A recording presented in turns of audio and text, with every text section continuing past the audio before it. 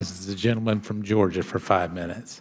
Thank you, Mr. Chairman, and thank all of you for being here. And let me preface my remarks by saying that I totally disagree with my friend from Virginia. I am not going to speak from a partisan view. I'm going to speak as a healthcare professional.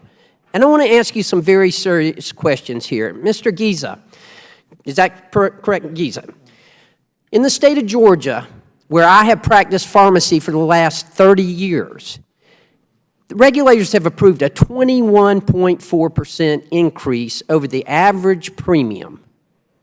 A 21.4% average premium increase for Blue Cross and Blue Shield for the 2017 exchanges. This is taking into account the fact that you're going to be picking up 70,000 to 90,000 more customers from Aetna because they've exited the market.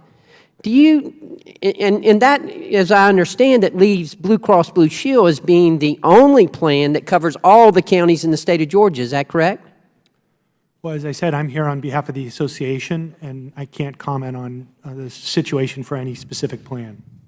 Well, let me assure you that what I just said is true, okay?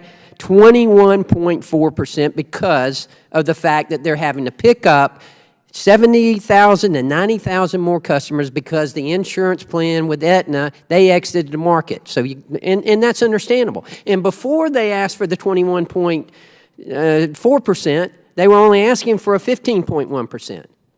Do you think 21.4% increase is a significant increase? I would characterize that as a significant increase. Anybody disagree with that on the panel?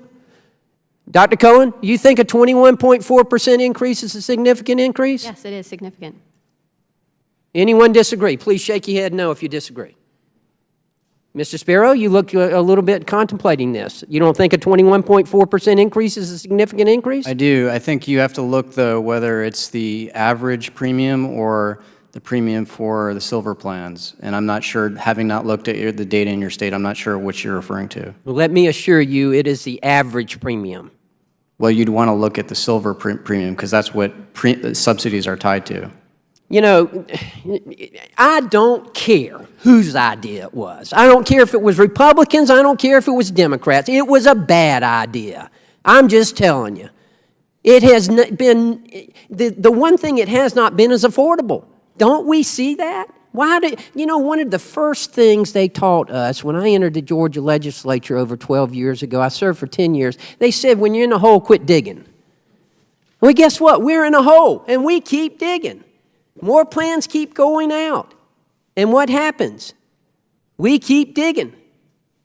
The co-ops, I mean, how ridiculous can we be? 23 and 17 have gone bankrupt?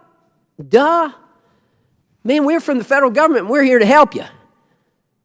Well, guess what? We ain't helping healthcare, a profession that I've practiced for over 30 years. We're ruining it.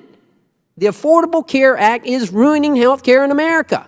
Don't we get that? Until we put the free market back in the healthcare system, until patients have control, doctors have control, pharmacists, healthcare professionals have control over healthcare decisions, it's not going to work.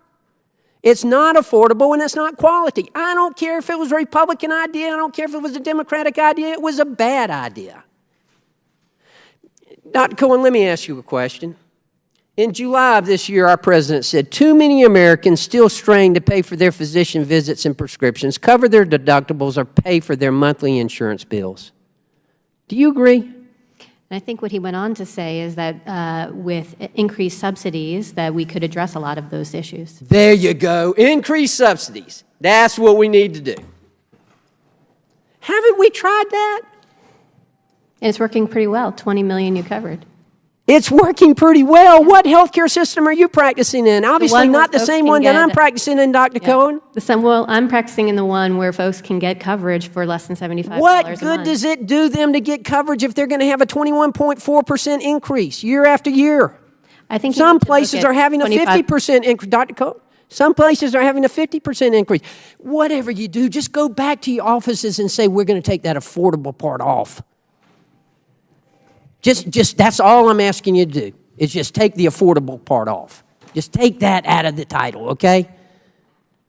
Just say you're doing it for this poor pharmacist from Savannah, Georgia.